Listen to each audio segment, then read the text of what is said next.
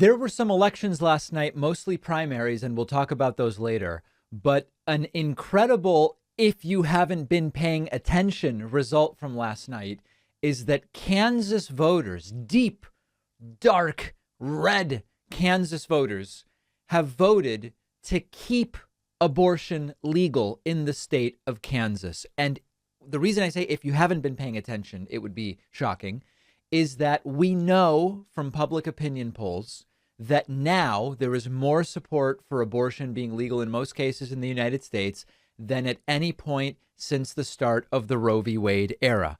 And so when the Supreme Court a few weeks ago overturned Roe v. Wade, 9 people voted and 6 of them decided to overturn Roe v. Wade. It is not representative or reflective of the will of the people of the United States.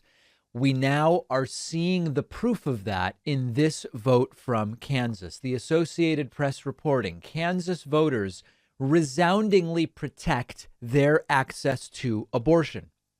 Reading, Kansas voters sent a resounding message about their desire to protect abortion rights, rejecting a ballot measure in a conservative state with deep ties to the anti-abortion movement that would have allowed the Republican-controlled legislature to tighten restrictions or ban abortion outright. This was the first test of voter sentiment after the U.S. Supreme Court's decision in June, which overturned the constitutional right to an abortion, providing an unexpected result with potential implications for the coming midterm elections. The implications here are numerous. First and foremost, the vote, by 20 points, the vote was to reject the amendment, which would have allowed anything up to making abortion illegal. So a 20-point victory for the pro-choice side in the deep, dark red state of Kansas. Now, we've known for some time that Americans generally want abortion to be legal. Now, I know there are many people who desperately want abortion to be illegal, but consider the circumstances in the United States. Over time, the country has become more and more in favor of legal abortion in most cases, and the country has become less and less religious. And we know that one of the main groups that is against abortion is those who are religious of a very particular kind. We're talking about evangelical Christians, we're talking about conservative Catholics, etc. That group has shrunk over time. There has been shrinkage, and we have seen support for abortion increase. Now, there are non-religious people who are also against abortion. No problem.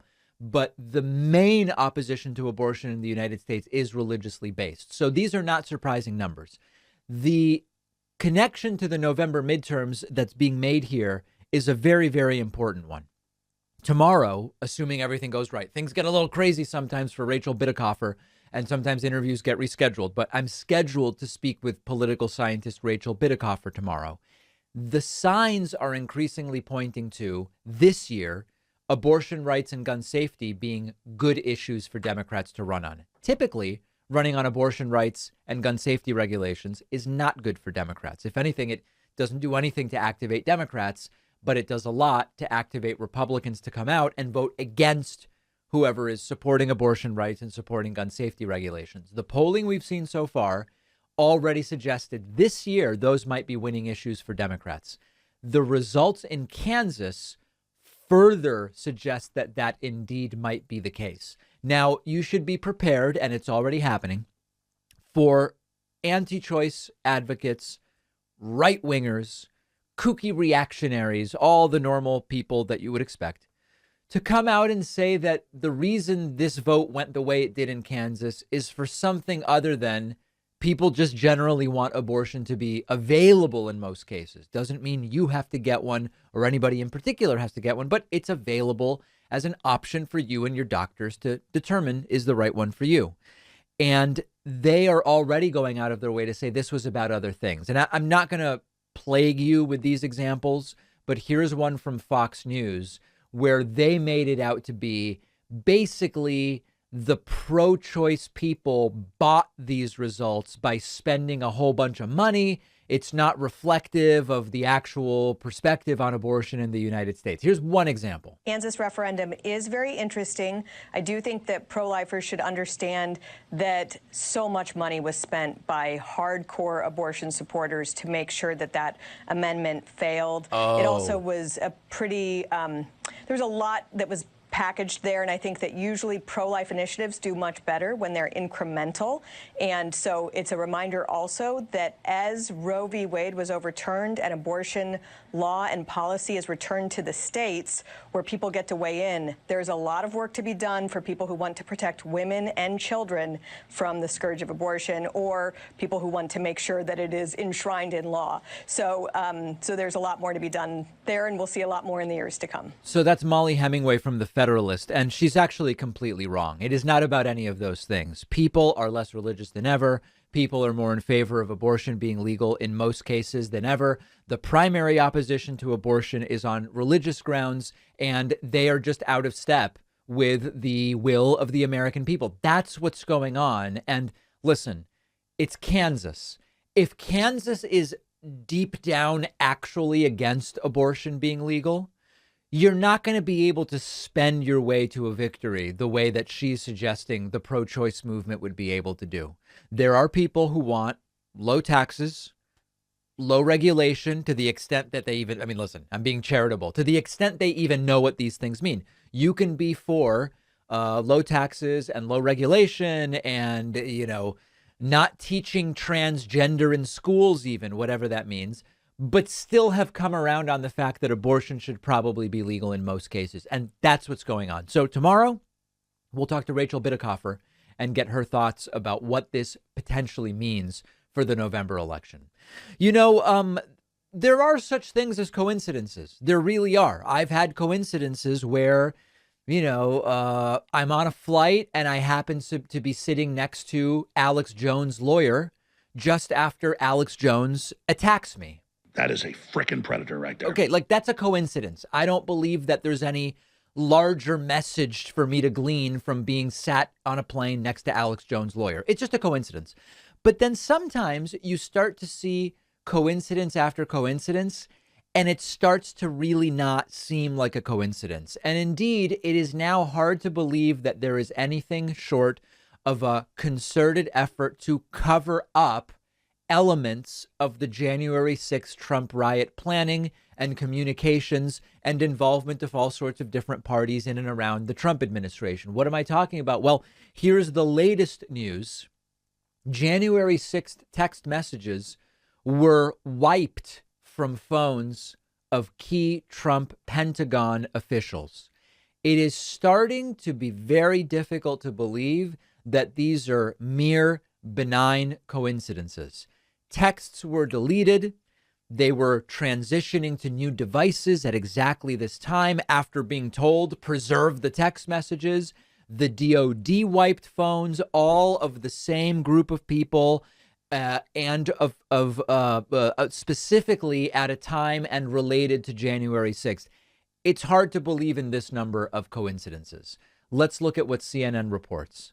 The Defense Department wiped the phones, wiped and flushed, guys, the phones of top departing DOD and Army officials at the end of the Trump administration, deleting any key texts from key witnesses to events surrounding the January 6th attack on the U.S. Capitol.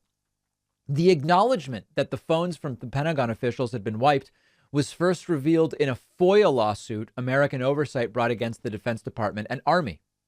The watchdog group seeks January 6 records from former Acting Secretary of Defense Chris Miller, former Chief of Staff Kash Patel, former Secretary of the Army Ryan McCarthy, and other prominent Pentagon officials. Miller, Patel, and McCarthy have all been viewed as crucial witnesses for understanding the government response to the riots and former President Trump's reaction. All three were involved in the Defense Department's response to sending National Guard troops to the Capitol as the riot was unfolding. There is no suggestion that the officials themselves erased the records. Oh, boy. Oh, boy. Everyone involved who committed a crime should be in jail or prison. I'm not saying imprison people without due process and without finding them guilty. That's not what I'm saying. I'm saying there should be no exemptions here because of people's roles, whether it be in DOD or wherever the case may be. Everyday criminals get in trouble all the time for destroying evidence. White collar criminals, often when it comes to tampering with or destruction of evidence, end up in a situation where prosecutors go, it's really hard to prove that they acted intentionally. Going to be very difficult to prove state of mind here.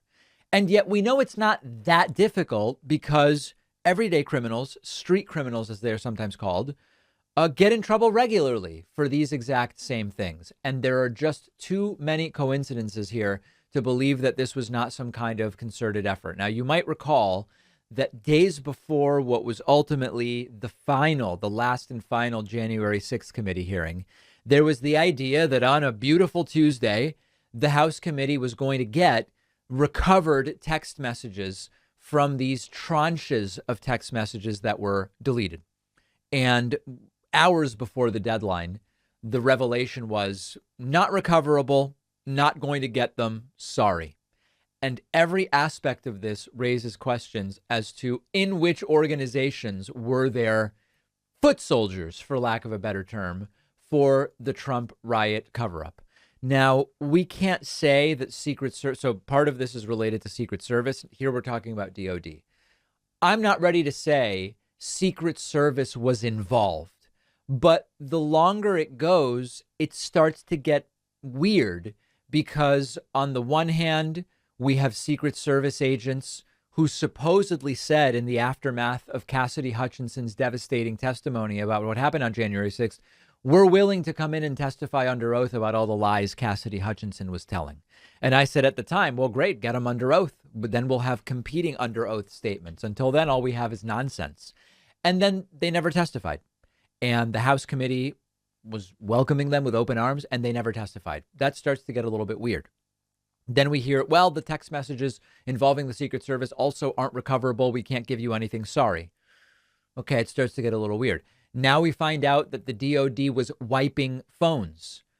Starting to get even weirder. So I'm not pretending to have an answer. I'm not positing any particular allegation of a conspiracy. I'm merely saying there's too many coincidences here to believe that this is merely a coincidence.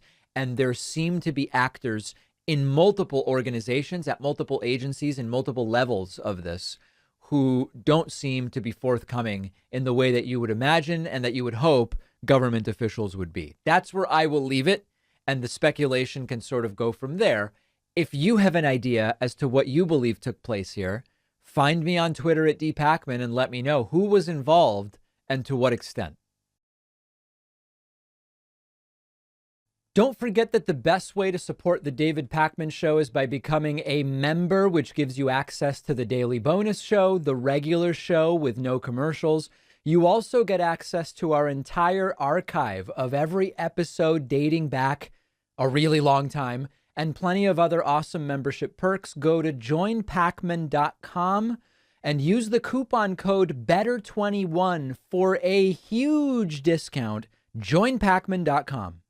The David Pakman Show is a community, viewer, and audience-supported program. I encourage you to sign up on my website, joinpacman.com. We do lots of great things for our members, including a daily bonus show, now available in 3 ways. 1, on a website for members only.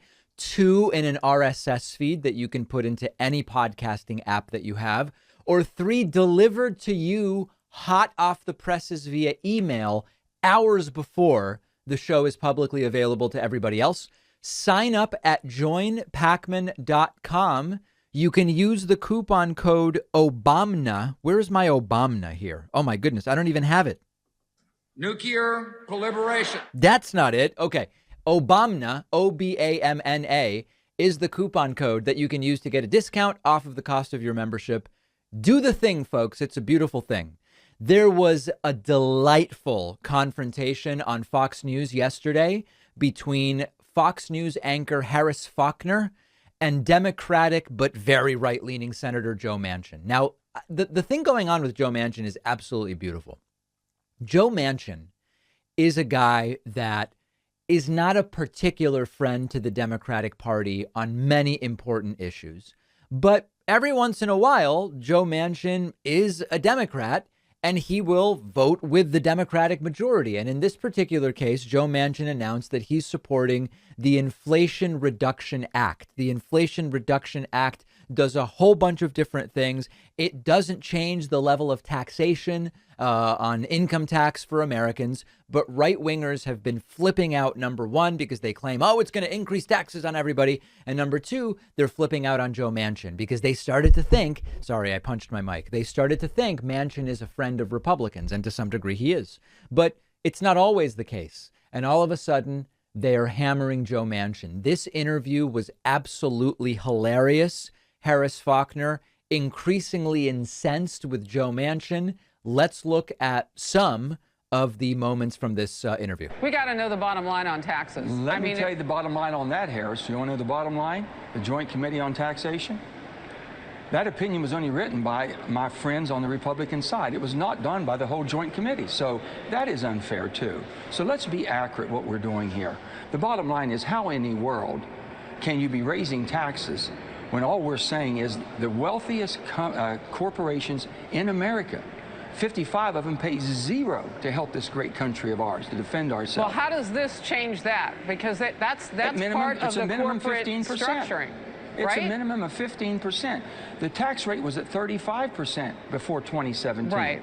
Then it went to 21%. Mm-hmm. That was a tremendous savings, but that's not good enough, I guess. All we're saying is at 15% minimum, everyone in West Virginia I know, and most people around the country, pay a 21% corporate or greater.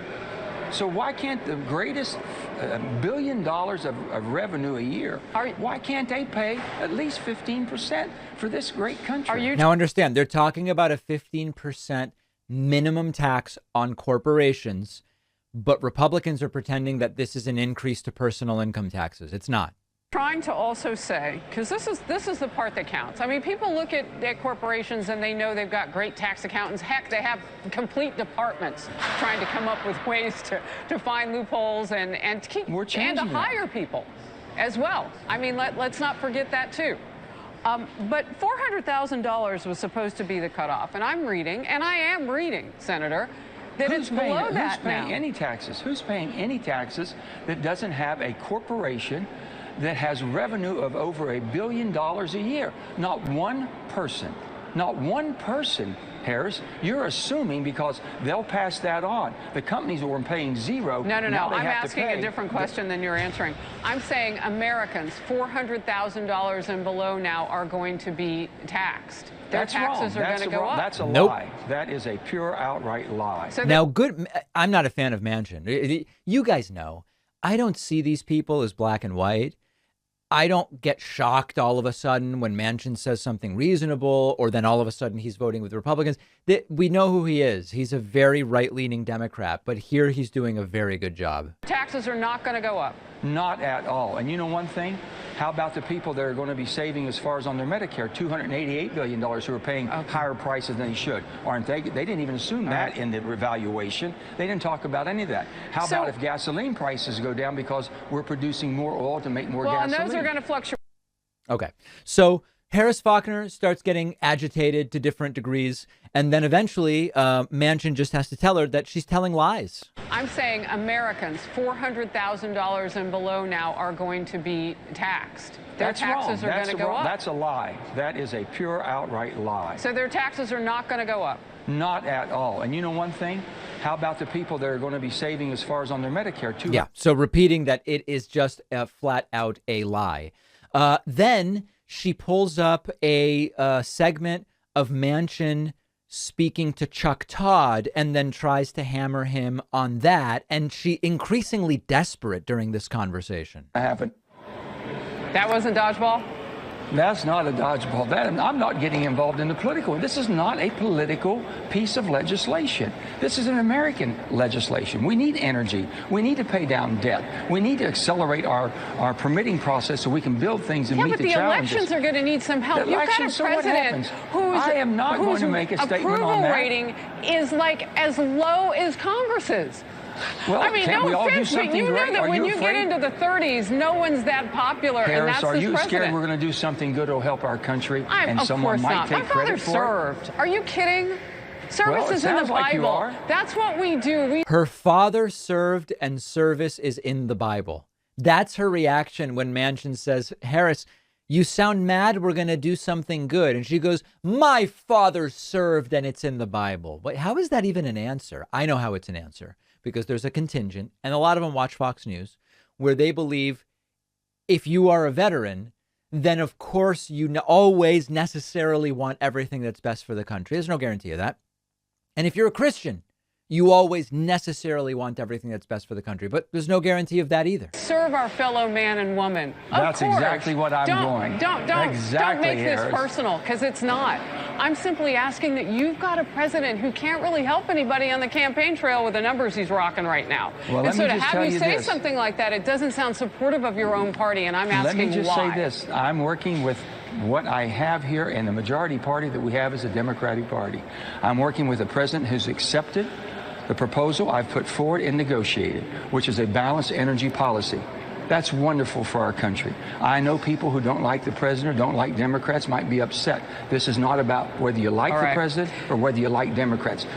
So as you can see, Harris Faulkner is just desperate to attack whatever and whoever she can. But the truth is, on this particular bill, Manchin is correct. The bill's been scored. It looks like it will reduce inflation. This is what the Republicans claim to want to do.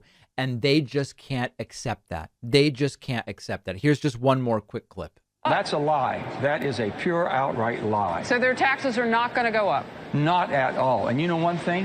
How about the people that are going to be... And you know what? We already played this clip, so we're going to skip it. All right. So bottom line, depending on your perspective, there are people who now are angry with Joe Manchin, and then there are people who now are thrilled with Joe Manchin. The reality is that there's sort of like a grab your popcorn element to this of, wow, who's going to flip out on Manchin next? And now it's Fox anchor Harris Faulkner who's very triggered.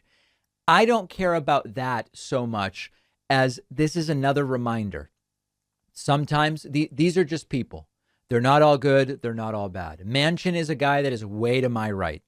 But every once in a while, and it could be for self-centered reasons we don't yet fully understand. I mean, it sounds like there's going to be some more domestic oil production. Manchin likes that. Yeah, it's potentially just from his selfishness and what's in it for me attitude that he's supporting this bill. But he's supporting a bill that's going to do some good things, and it's believed that it will lower inflation. And now Republicans are just absolutely flipping out on him. Let's take a more measured approach. This is a guy who is to the right of me and many in the audience, but he's doing the right thing now, and that's something we can all be happy about. We still don't have many of the results from last night's primaries, and we don't yet have the results for Kari Lake, a Republican running in Arizona. But the new thing now among Republicans is you just claim that there's fraud even before the election has started, and that's exactly what Kari Lake did. This video is from Monday night. On Monday night, remember, in the United States, we vote on Tuesday. The election was last night. But on Monday night, Vaughn Hilliard from MSNBC confronted Arizona gubernatorial Republican candidate Kari Lake, who is a big Trump brown-noser and suck-up, because she's already saying that there is voter fraud. And see if you can find the list of things she does here that expose her as an obvious Trump acolyte. Take a listen. Your Honor, contending that there's irregularities and there is fraud in this election. At what point does Kari Lake stop and say, am I undermining American faith in our elections? Kari Lake is going to help bring back honest elections to America. But you haven't even laid out any fraud or irregularities. But what fraud is there, Kari? What fraud is there? This is serious. You want to make this about you? No, this is about Arizona voters and their faith in this election. The last person on this planet Earth I would tell about what faith discovers is you and MSDN. So you know about a crime, and yet you're not reporting it to authorities. And I'm not telling you about Later. Okay. All right. So let's look at the list of things that Kari Lake did there that expose her as an obvious Trumpist. Number one, she referred to herself in the third person, referring to herself as Kari Lake. Remember that Trump would always say, they want Trump. They want Trump. He calls MSNBC MSDNC. That's straight out of the Trump playbook. She claims that there is voter fraud before the election has actually been, before the vote has been tallied, before elections, the results have been published. That's a classic Trump thing. Of course, Trump famously doing that in 2020 in the lead up to the 2020 election for about 6 months. And then she claims that there is a crime, but she won't tell us what the crime is. And remember, Trump did that with Obama. Remember Obamagate? I don't even remember at this point what Obamagate was even supposed to be because Trump never told us. And when reporters would say, there was one reporter in the press briefing room who said, what is Obamagate? And Trump angrily said, you know what it is. But he never actually told us, just insisting it was the biggest crime of the century or something like that.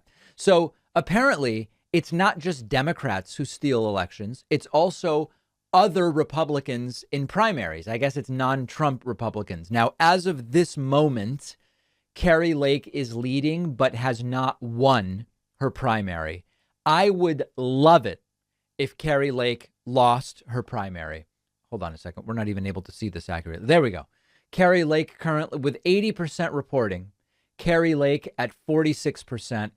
And the second place candidate, Karen Taylor Robson, at 44%. Now remember, this is the Republican primary merely to determine who in November will face Katie Hobbs. Katie Hobbs easily winning the Democratic primary. One thing that you will notice is that more people voted in the Republican primary than the Democratic there in Arizona. And we will see what that suggests might happen in November. But at least for now, it would be an absolute delight if Kari Lake ends up losing. She is ahead by about 11,000 and a half votes right now, with 1 out of 5 votes still to be counted. But there's already voter fraud. Now, if she wins, what will she say about voter fraud? Will she say there was none? Of course not. If she wins, she will say there was voter fraud, just not enough to steal the election from me. That's the deal. And we'll have that clip of Kari Lake speaking to Vaughn Hilliard on our Instagram, which you can find at David Pakman Show. If you value what we do at the David Pakman Show, remember to support us on Patreon. Go to patreon.com/David Pakman Show, where you can get access to behind the scenes videos, the daily bonus show, the commercial free daily show, as well as special discounts on merch, including hats, hoodies, mugs, and t-shirts. You can support the show for as little as $2 a month. Check it out at patreon.com/David Pakman Show. I told you a few days ago that I have not been paying enough attention to this Alex Jones defamation trial. It's actually a really big deal because it is going to ultimately test the limits of what can people with audiences and the responsibilities that come with those audiences, myself included, what are we allowed to say about just individual private people before we are liable for defamation? And that is exactly what is at issue here. This is a trial happening in Texas. Alex Jones is being sued by parents of victims of the Sandy Hook school shooting. Yes, the one from a decade ago. And the trial is completely unhinged. Alex Jones seems to have almost like a cartoon lawyer who I actually wonder if it's a strategy because the lawyer is trying to cause a mistrial. That's one aspect of this. And we have video from Alex Jones' testimony over the last couple of days. It is wacky. Now, we are going to start in this first clip, okay? Alex Jones appears to be chewing something during the course of the day's events. And the judge, Maya Gamble, tells Alex Jones to stop chewing it. And then Alex Jones starts opening his mouth and says that it's gauze. And she's like, you're chewing on gauze? And he doesn't really say that. It's every moment of this trial is bizarre. Take a look at this. I've been told that it goes on, and he says that he's sorry, and we'd ask that the entire party. Spit your gum out, Mr. Jones. It's not gum. What is it? Because you're not allowed food or gum of any kind in the courtroom. I had my tooth pulled a week and a half ago, and I had some gauze in there earlier, and it's been causing me to have some pain. So you're chewing on your gauze? Would you like me to show you?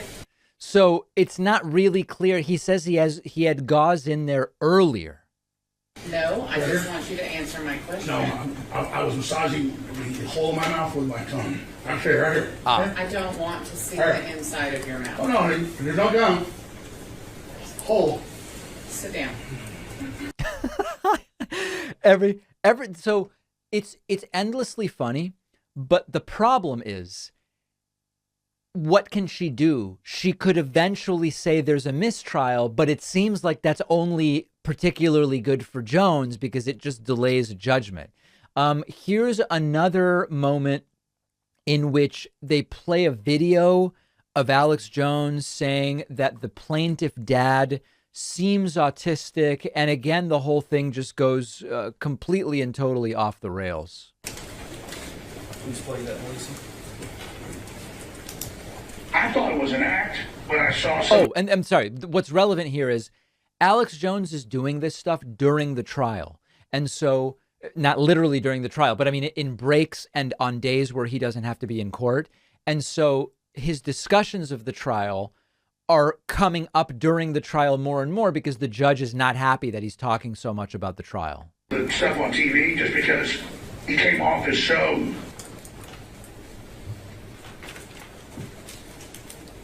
Let's just say he's a nice man, and it's not an act. He is being manipulated by some very bad people. But I'll just say, because I got to be honest, he's slow, okay?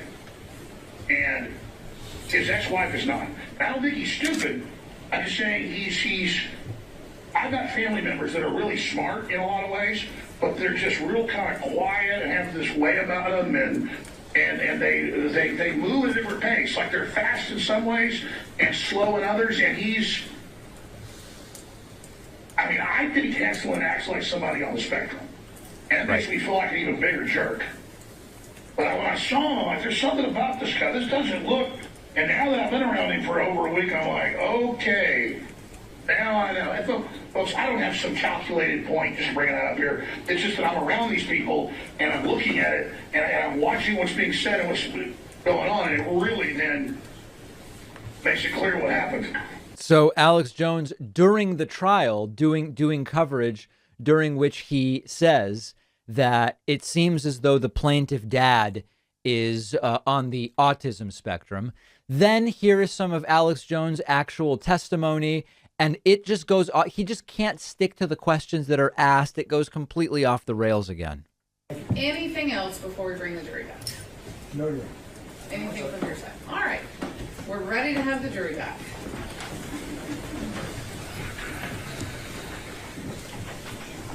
Oh, and this may not even be the exact moment that I wanted to... Okay, Alex Jones sworn in. Okay, so he brings up a piece of paper, and he's immediately told you can't have notes. And then the first question he's asked, he just goes on a rant. I don't know if you were here when I explained to a prior witness who brought documents with them that you can't look at any document for any reason while you're testifying until and unless one of the lawyers or myself instructs you to do so. So I'm going to ask you to actually just give it back to Mr. Reynal until he may think you need it, okay? Dear God. Did you understand all that? I did, yes. Okay. While you testify, it is not a conversation. It is a question and answer. So the instructions are to let the lawyers completely finish asking their questions. So he's told you have to just answer the question that's asked, and then look at how quickly that doesn't happen. But I think those are all. Do you understand them? I do. All right. You may begin, Mr. Reynal. Alex, would you please introduce yourself to the ladies and gentlemen of the jury? I am Alex Jones. How are you feeling today, Alex? I actually feel good because I get a chance to, for the first time, say what's really going on instead of the corporate media and high-powered law firms manipulating what I actually did. I want to start by kind of letting the jury know a little bit about your youth and where you grew up so they can get to know you better. Is that okay? Okay. And before we do that, I just do want to say this on record because I've said it many times. I apologize to both. Sustained. So, Mr. Jones, one of the instructions I just gave you is that this is not a conversation. Question and answer. So she got the monologue, but not me. I got it. And so argumentative with the judge. Yeah. And again, this all could be a strategy to try to get a mistrial to make the plaintiffs have to start over. You have to only answer questions that are asked of you. Mr. Reynal will ask you, I'm certain, all the questions you want, but you have to wait for the question. You may proceed. Okay.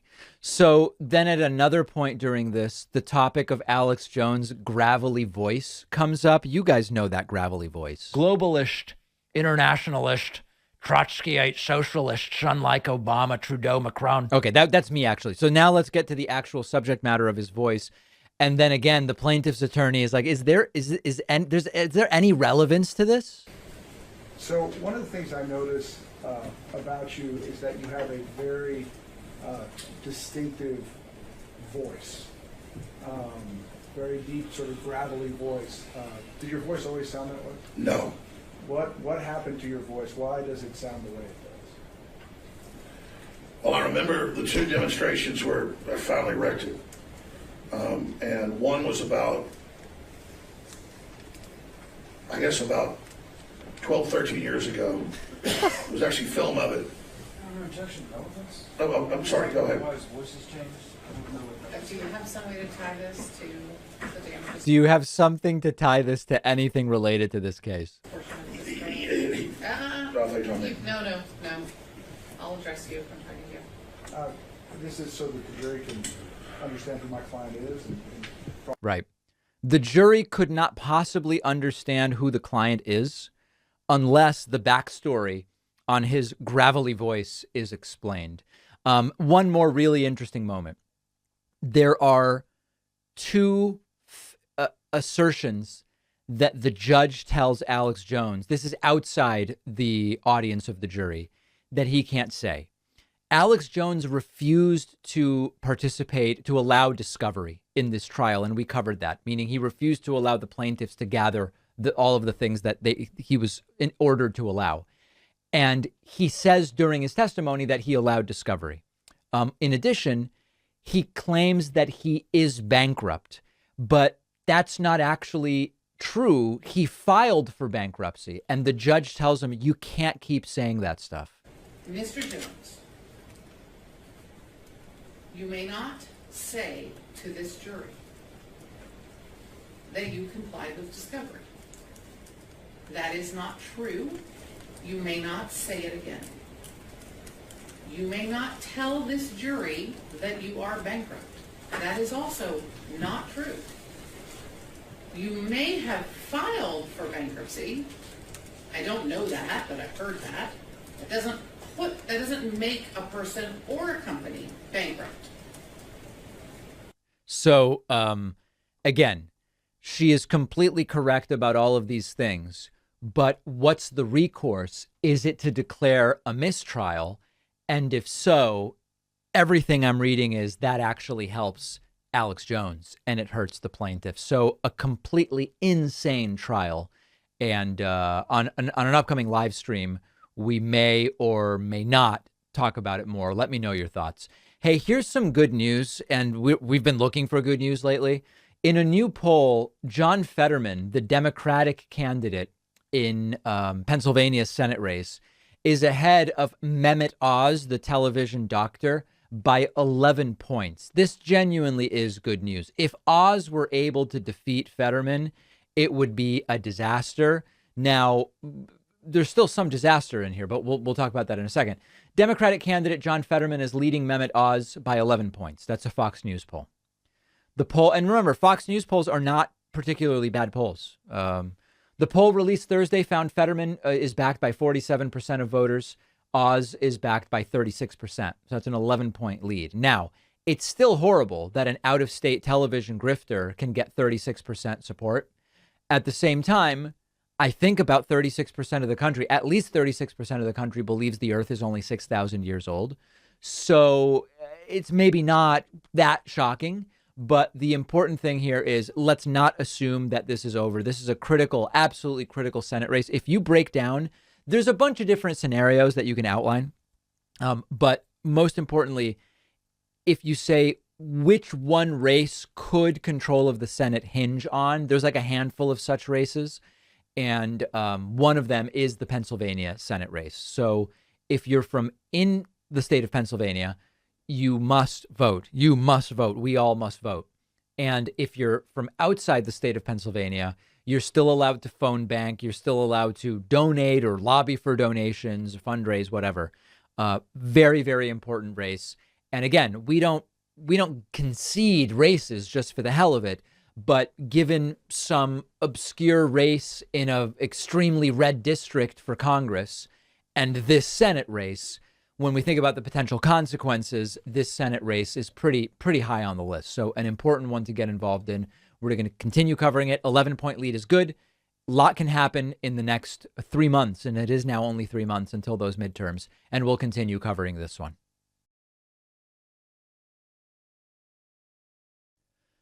Follow us on social media, interact with the David Pakman Show community, see exclusive content, see when we're taking calls live, and stay up to date on other big show announcements. We post daily. Find us on Reddit, Twitter, Instagram, Facebook, Discord, and TikTok.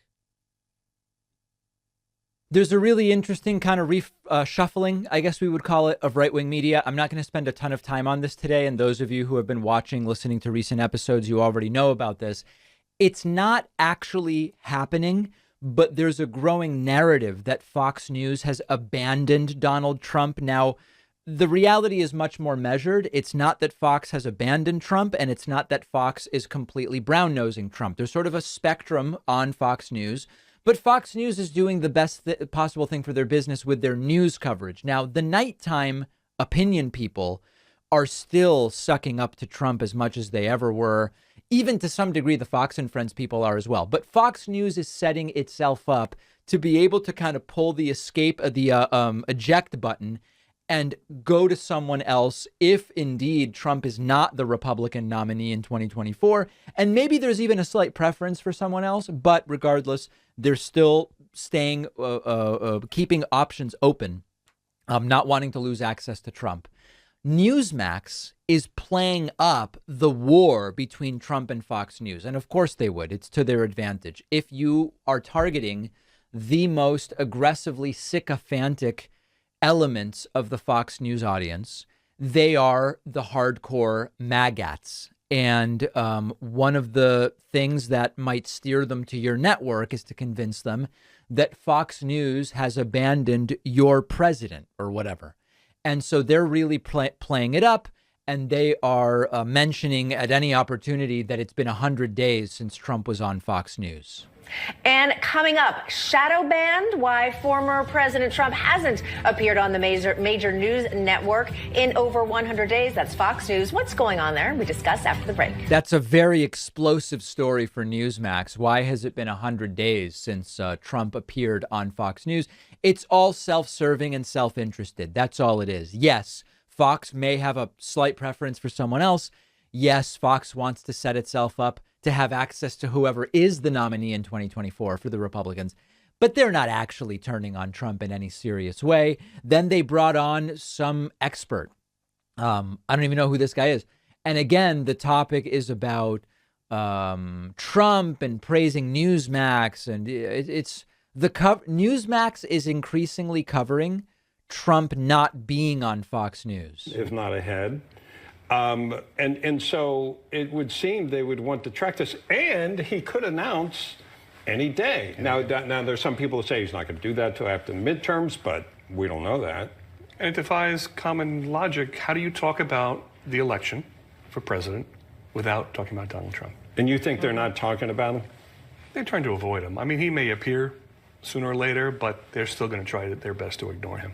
You know, it's interesting because, you mentioned that. Now, this is interesting. At the bottom of the screen, it says Murdoch's move away from Trump to be more establishment. The idea being that these are decisions being made not necessarily by Rupert Murdoch personally, although maybe he's involved. I don't remember which of Rupert Murdoch's kids. There's like Lachlan Murdoch and all these different. I don't know which one of them is highly involved at Fox News right now. One of them is. They're framing it as a personal thing. I think that this primarily continues to be a business and access thing, but we'll learn more about that, I'm sure, as we get beyond the midterms. For Newsmax, what you are so happy that we do, as I know many of our viewers are, as I am as well, that we let our viewers decide. And we present them with the information. And okay, if you agree, great. If you don't, you don't. But even former President Trump has lauded Newsmax. Certainly has, and for good reason. We give him that vehicle to at least speak to what he speaks to. And again, let our viewers decide. I mean, we have an intelligent viewership, as I thought the Times and the Post did too. But now, that's not true, I would guess. We're finding out differently. Well, it's interesting that the New York Times, of all people, are the ones that come out and say, you know what? That's what got me. There's a there yes. there. Yeah. There's a there. Brian Anderson, thank you. Normally, it's us telling obvious lies, but every once in a while, the New York Times will come out and say something. So that's what's going on. Newsmax coverage is increasingly covering Trump not being covered by Fox News in as favorable terms as maybe they would like to see. And again, these are all business ploys. Everybody wants to chalk this up. And this is sometimes what I'll meet people from outside the media space. Like most people I meet are outside the media space, even though because of the space I'm in, I know a lot of media people as well. The people in the media space get it. But then I'll talk to people outside the media space and they will understandably believe all these narratives. Fox News has taken this perspective for moral reasons. And then Newsmax has this other belief in reaction, whatever. Yet to some degree that goes on. But most of these networks and channels, it's not like the David Pakman show where it's just there's no posturing. It's just my opinion. That's it. If there's a story I'm not interested in, I just don't cover it. If there's a story I'm interested in, I cover it and I just give you my opinion. There's no posturing. It might be good for, quote, clicks, or it might be bad for clicks. With Fox News and Newsmax and whatever, it's all being primarily analyzed through the lens of what does this do for our viewership. And Fox News right now has made the calculation, probably a correct one, that they need to kind of straddle the fact that there is a negative, there's a repelling going on by some in the right wing of Trump. And Trump might not be the nominee in 2024. He might not even run. And so they need to be ready for that to credibly be able to rejoin the establishment, for lack of a better term. But they also need to keep the door open for Trump. That's their calculation. It's nothing about ideology, although there might be ideology that's part of it. Newsmax, I guess they probably do love Trump, but I'm sure there are people who work at Newsmax who are kind of see Trump as a buffoon. But their calculation is playing up the war between Trump and Fox News is good for our viewership and it's good for our positioning. And it might ingratiate us with Trump even further so that he will appear on the network more, talk about us more, etc. That's what's going on. Don't think it's anything else. We have now learned that Donald Trump had the opportunity to go after Al-Qaeda terrorist Ayman al-Zawahiri when he was president. Joe Biden recently making the decision to strike al-Zawahiri, killing him. But Donald Trump chose not to do it because he didn't recognize the name. These are now the widespread reports. Business Insider. Trump had the chance to kill Al-Qaeda's leader, but didn't because he didn't recognize the name. The Al-Qaeda leader Ayman al-Zawahiri was killed by a U.S. drone strike, Biden announced Monday.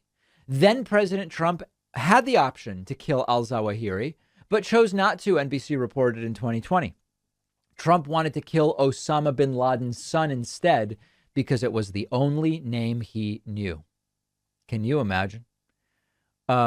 Intelligence officials briefed Trump many times about senior terrorist figures that the CIA wanted to track down and kill, mentioning al-Zawahiri.